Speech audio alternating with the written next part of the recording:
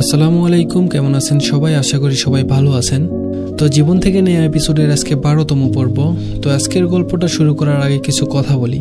জীবনে আর যাই করেন, কখনো প্রেম ভালোবাসায় জড়াবেন না, কারণ এই প্রেম ভালোবাসা আপনার জীবনটাকে নষ্ট করে দেওয়ার জন্য যথেষ্ট। আমি সবসময় বিচ্ছেদের গল্প শেয়ার করি, কেন জানেন? যাতে আপনারা এমন ভুল করে জীবন নষ্ট না করেন। আপনাদের কাছে রিকোয়েস্ট, কখনো এই পথে পা বাড়াবেন না। তো আজকের গল্পটা পাঠিয়েছে মালয়েশিয়া প্রবাসী রাশেদ নামের এক ভাই। তো চলুন বেশি দেরি না করে গল্পটা শুরু করা যাক। আমার নাম রাশেদ, বাসা যশোর জেলায়। আমি মধ্যবিত্ত পরিবারের সন্তান।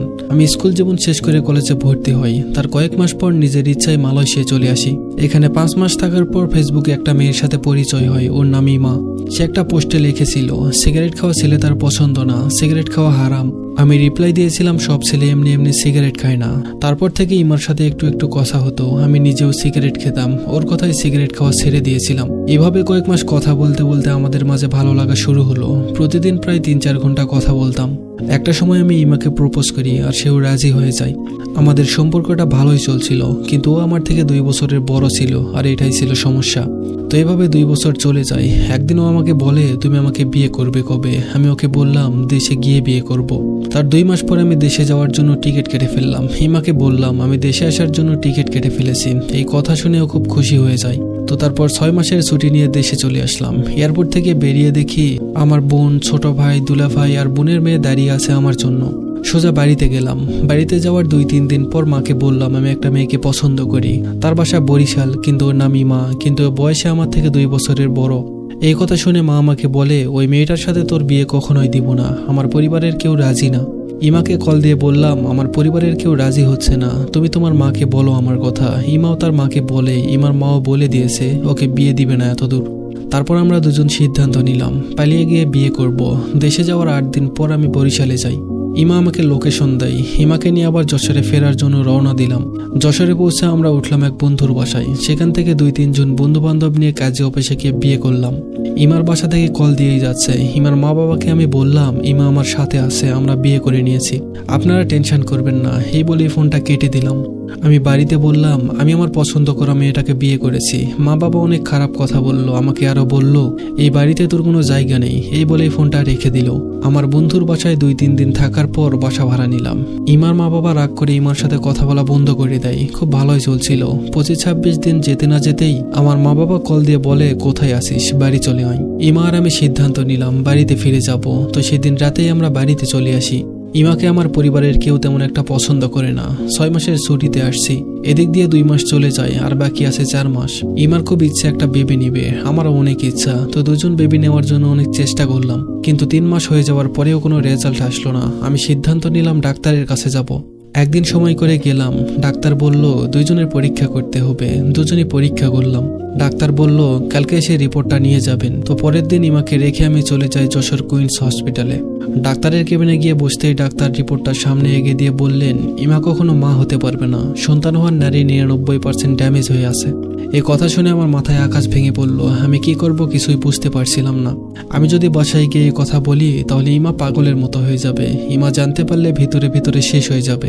আর আমার মা বাবা ইমাকে এমনিতেই পছন্দ করে না। আমি ইমাকে হারাতে চাই না, বাচ্চা হোক বা না হোক। আমি তখন অনেকক্ষণ ভেবে কম্পিউটারের দোকানে গিয়ে জাল রিপোর্ট বের করি। ওই রিপোর্টে আমার সমস্যার কথা লিখি। ওটা বাড়িতে নিয়ে যাওয়ার পর সাথে সাথে ইমা দেখতে চাইলো। ইমাকে নকল রিপোর্টটা দেখালাম। ওটা আমার মা বাবাও দেখেছে। ইমা ওই জাল রিপোর্টটা দেখার পর চুপচাপ হয়ে আছে, কেমন জানি হয়ে গেছে। 2 দিন কারোর সাথে তেমন কথা বলেনি। 2 দিন পরে ওকে অনেক বুঝালাম, আল্লাহ চাইলে বেবি হবে, তুমি টেনশন করো না। অনেক হাতে পায়ে ধরার পর একটু স্বাভাবিক হলো। ইমাকে বলেছি বাচ্চা দরকার হলে কিনে নিয়ে আসবো। দেখতে দেখতে আমার 6 মাস শেষ হওয়ার আর 2-3 দিন বাকি আছে। ইমা রাতে ওয়াশরুমে গিয়ে কান্না করতো। আমি ওকে বোঝাতাম মাত্র 2 বছর থেকে আবার চলে আসবো। ইমাকে সান্ত্বনা দিতাম সব সময়। আমার মালয়েশিয়া যাওয়ার ডেট চলে আসলো। ইমা, আমার ভাই বোন, দুলা ভাই একসাথে এয়ারপোর্টে গেল আমাকে পৌঁছে দিতে। ইমা অনেক কান্না করছে, আমার বোন ওকে সান্ত্বনা দিচ্ছে। অনেক কষ্ট আর মন খারাপ নিয়ে মালয়েশিয়াতে চলে আসলাম। এখানে আসার 8-10 দিন পর ইমা আমাকে বলল সে বরিশালে যাবে, মানে ওর বাবার বাসায়। আমি বললাম না গেলে হয় না। ও বলল যেতেই হবে, ওর নাকি ভালো লাগছে না, কয়েকদিন বাবার বাড়িতে থেকে আবার চলে আসবে। বললাম ঠিক আছে তাহলে যাও। ওর বাবার বাড়িতে যাওয়ার পর আর আসতে চায় না, কিন্তু কথা হতো ঠিক মতো। 3-4 মাস ঠিক মতো কথা হয়, তারপর থেকে ঠিক মতো কথা বলে না, সবসময় বাহানা দেয়, বলে কাজ করতে হবে। দিন দিন কথা বলে একেবারে কমিয়ে দিচ্ছে, দিনে 3-4 মিনিট কথা বলে। এভাবেই 6-7 মাস চলে যায়। হঠাৎ একদিন ইমার বাবা আমাকে কল দিয়ে বলে, ইমার বিয়ে অন্য একটা ছেলের সাথে সম্পন্ন করে আসলাম, আর তোমাদের বাসায় ডিভোর্স পেপার পৌঁছে যাবে, সাইন করে দিও। এটা শোনার পরে আমার পায়ের তলা থেকে মাটি সরে যায়। কি বলে উনি, আমার ভিতরটা যেন কেউ পুড়িয়ে দিচ্ছে, আমি পাগল হয়ে যাচ্ছি। ইমার বাবাকে বললাম আমি ইমার সাথে কথা বলতে চাই, ও আমার জীবনটা নষ্ট করে দিতে পারে না। আমার কথা শেষ করার আগেই ইমার বাবা ফোন কেটে দিয়ে সিম বন্ধ করে দেয়। এদিকে ইমার ফোনও বন্ধ। আমি পাগলের মতো করতে লাগলাম, অনেকভাবে কন্ট্রাক্ট করার চেষ্টা করেছি, কিন্তু পারছি না। আমার মা বাবাকে বললাম ইমার বাসায় যেতে, মা বাবা সোজা বলে দিল তারা যেতে পারবে না।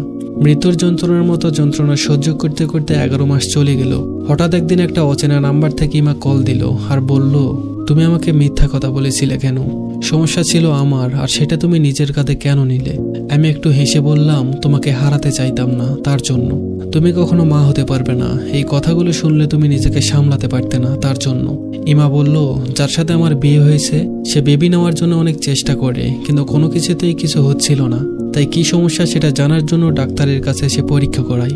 পরীক্ষা করার পর ডাক্তার বলে, সমস্যা আমার, আমি কোনোদিন মা হতে পারবো না। এই কথা শুনে আমার স্বামী আমাকে বলেছে ডিভোর্স দিয়ে দিবে। আমি ইমাকে শুধু একটা কথাই বলেছিলাম, তুমি অন্য ছেলেকে বিয়ে করবে, এটা আমাকে একটাবার বলতে পারতে। তোমার বাবার বাড়িতে গিয়ে আমাকে খুব সূক্ষ্মভাবে ঠকাচ্ছিলে, অথচ আমি বুঝতেই পারছিলাম না। আমি কখনো কাউকে বুঝাতে পারবো না আমি 11টা মাস কিভাবে কাটিয়েছি, কতটা কষ্ট পেয়েছি, সেটা শুধু আমার আল্লাহ জানে। কথা বলা শেষ করে আমি তাকে ব্লক করে দেই। যাকে নিজের চেয়েও বেশি ভালোবাসলাম সেই মানুষটাই ঠকিয়েছে আমাকে। বেঈমানের কোনো জায়গা নেই আমার জীবনে। শরীর ছুঁয়ে দেখেছো তুমি, মন ছুঁতে আর পারলে কই? পুরো লাইব্রেরি দিলাম তোমাকে, তুমি পড়লে না একটাও বই। তো এই ছিল আজকের গল্প। আশা করি গল্পটা আপনাদের ভালো লেগেছে। গল্পটা ভালো লাগলে অবশ্যই কমেন্ট করে জানাবেন। আর নতুন নতুন গল্প পেতে অবশ্যই voice of Sohan YouTube channel আর ফেসবুক পেজটা ফলো করে দিবেন। আর গল্প পাঠাতে অবশ্যই ভয়েস অফ সোহান ফেসবুক পেজে মেসেজ করবেন। তো সবাই ভালো থাকবেন, সুস্থ থাকবেন। ধন্যবাদ সবাইকে।